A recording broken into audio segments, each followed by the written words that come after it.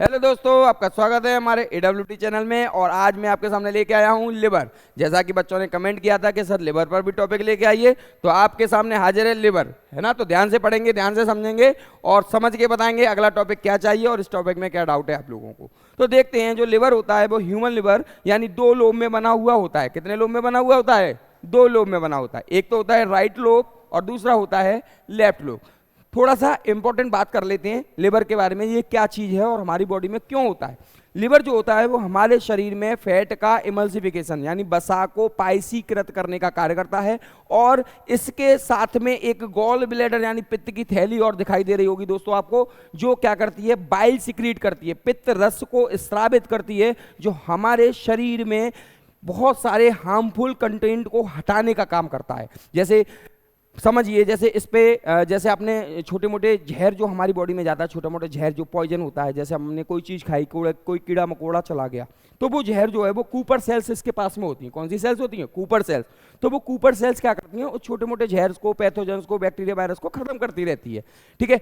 अब Cooper cell जो होती है, जैसे आपको मान लीजिए किसी ने जहर दिया, तो वो पहले जहर क्या करेगा? इन कूपर सेल को खत्म करेगा। क्या करेगा? इन कूपर सेल को खत्म करेगा। उसके बाद में डेड करेगा लिवर को और फिर उसके बाद में डेड हो जाएंगे आप। तो समझना, कूपर सेल जो होती हैं वो मोस्ट इंपॉर्टेंट सेल्स होती हैं लिवर के पास में, जो हमारे शरीर को विष यानी जहर से बचाने का काम करती हैं।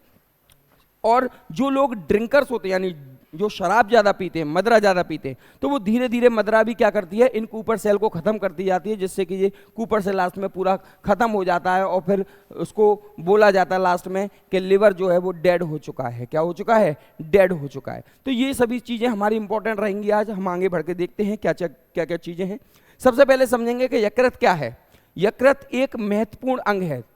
कैसा अंग है? महत्वपूर्ण अंग है, जो पेट के ऊपरी दाहिने हिस्से में यानी पेट के ऊपरी दाहिने हिस्से में और डायाफ्राम के नीचे स्थित होता है। कहां पर स्थित होता है? दाहिने हिस्से में, पसलियों के नीचे स्थित होता है। जैसे कि डायाफ्राम बताया, डायाफ्राम के ऊपर पसलियां होती हैं, उसके नीचे क्या होता है? स्थित होता है।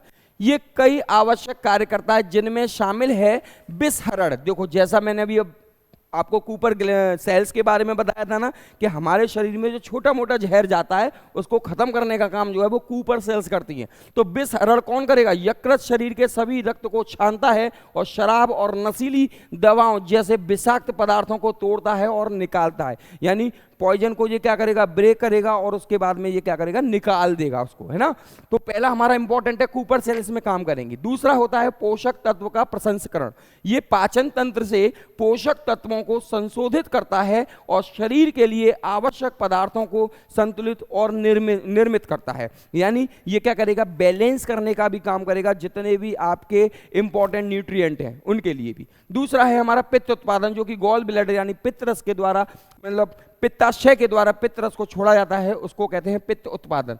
यकृत पित्त का उत्पादन करता है, जो बसा के पाचन में यानी बसा के इमल्सिफिकेशन में, बसा को तोड़ने में, बसा को छोटी छोटी बूंदों में तोड़ने में और उसको पचाने में मदद करता है। यानी बसा के पाचन में सहायता करता है और अपशिष्ट को बाहर निकालता है। जो भी वेस्ट मटेरियल्स होते हैं, वेस्ट कंपोनेंट्स होते हैं, मॉलिक्यूल्स होते हैं, उन सभी को बाहर निकालने का भी काम करता है। यानी ये मेटाबॉलिज्म को, विभिन्न जैव रासायनिक प्रतिक्रियाओं को नियंत्रित करता है।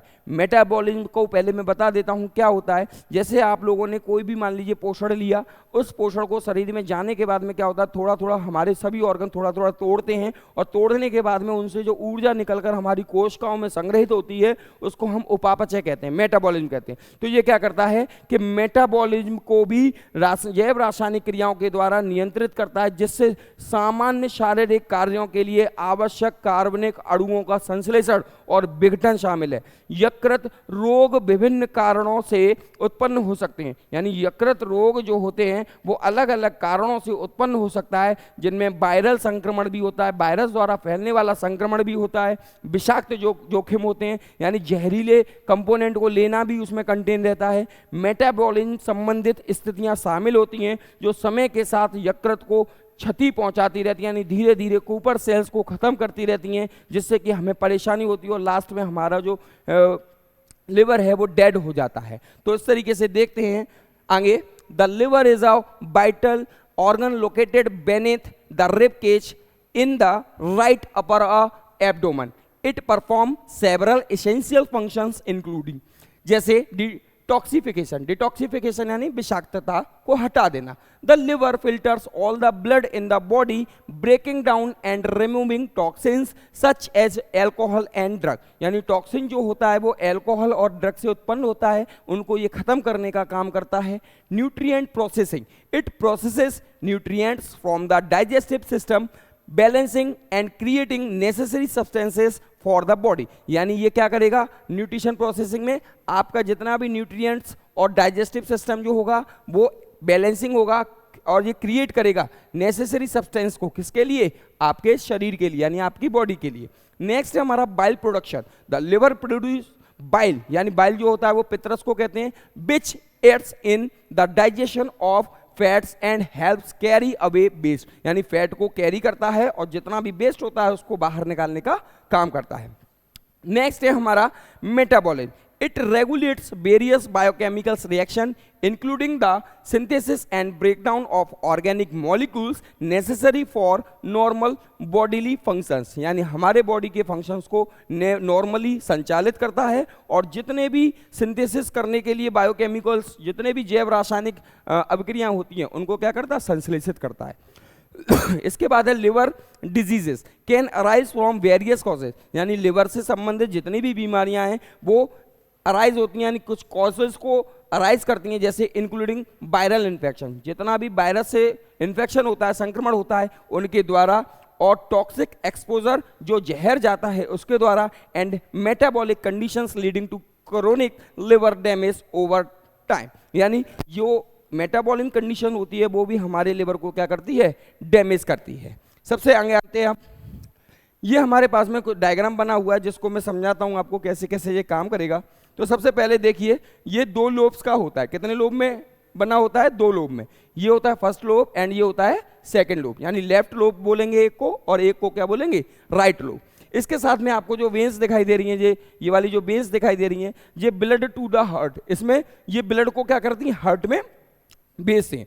अब उसके बाद में जो डायाफ्राम है, जो ऊपर रिब्स के नीचे वाला पार्ट होता है, और उसके बाद हम नीचे आते हैं, यहाँ पर हिपैटिक आर्टरी मिलेगी, क्या मिलेगी, हिपैटिक आर्टरी। ये आर्टरी क्या करती है, फ्रेश ब्लड को हार्ट से लेकर आती है, क्या करती है, फ्रेश ब्लड को हार्ट से लेकर आती है। और ये वाला जो आपको दिखाई दे रहा है, ये वाला पार्ट जो दिखाई दे रहा है, इसको बोलते हैं फैल्सीफॉर्म लिगामेंट, जो लिवर को 2 लोब्स में क्या करता है, डिवाइड करता है। यानी फैल्सीफॉर्म लिगामेंट जो होते हैं वो हमारे लिवर को लेफ्ट एंड राइट लोब में डिवाइड करते हैं। इसके बाद में आते हैं हम पोर्टल वेन्स पर, किस पर आते हैं, पोर्टल वेन्स पर, यानी ये इंटेस्टाइन के अंदर से ब्लड को लेकर आता है और इंटेस्टाइन में जितने भी हार्मफुल कंपोनेंट होते हैं उनको निकालने का काम भी करता है। यानी कैसे निकालेगा, ये ब्लड को भेज देगा हार्ट के पास में, है ना, हार्ट भेजेगा फेफड़े के पास में, और फेफड़े से प्योर ब्लड आएगा, अपशिष्ट पदार्थों को बाहर निकालने का काम चलेगा।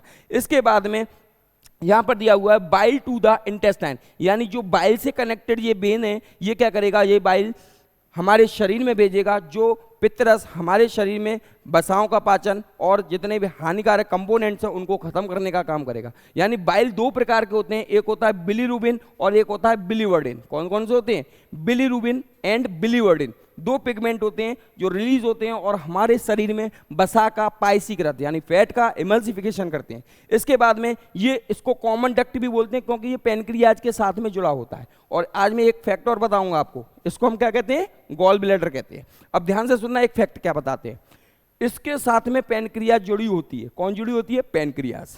और पैनक्रियाज के पास में इतना इंसुलिन होता है कि वो 100 साल तक जिंदा रखने में मदद करती है।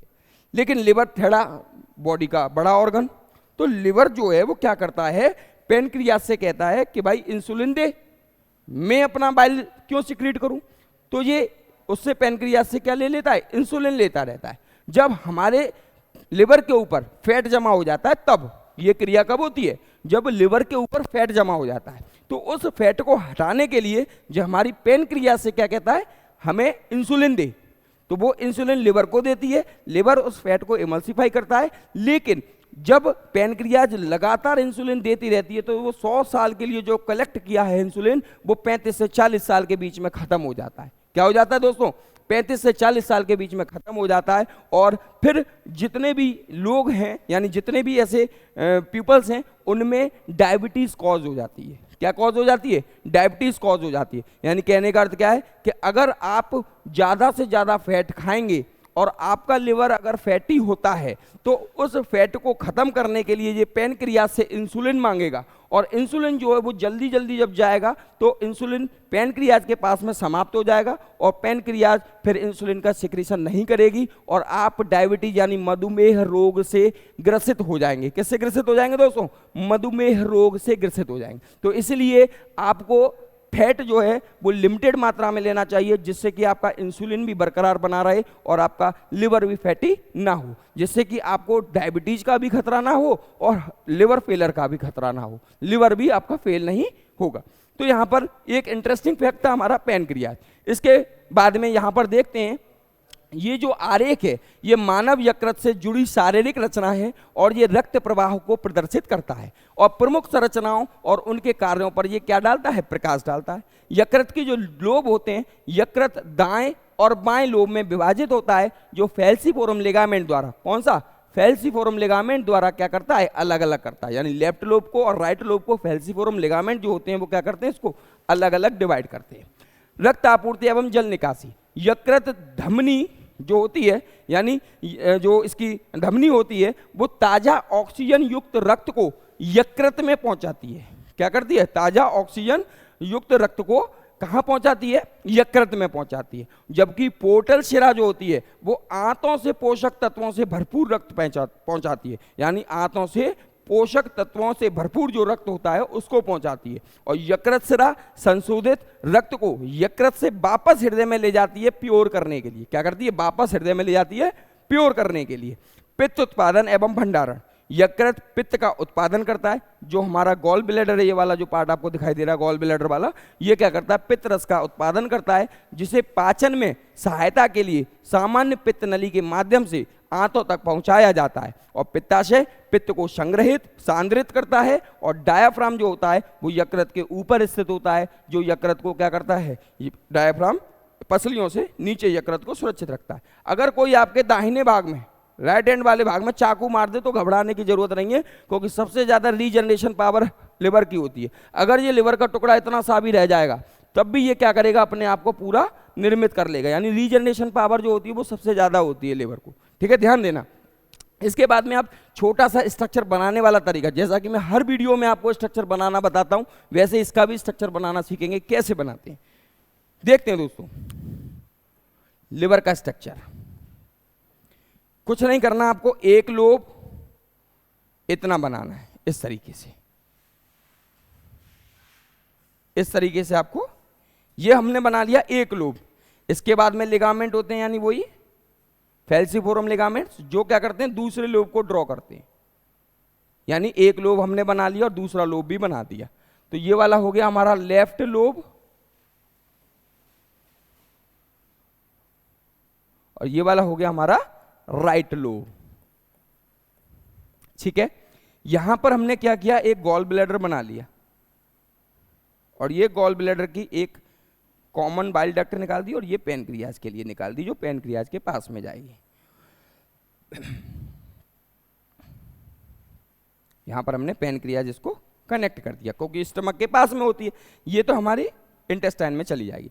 अब यहां पर इतना सरल आपने बना लिया।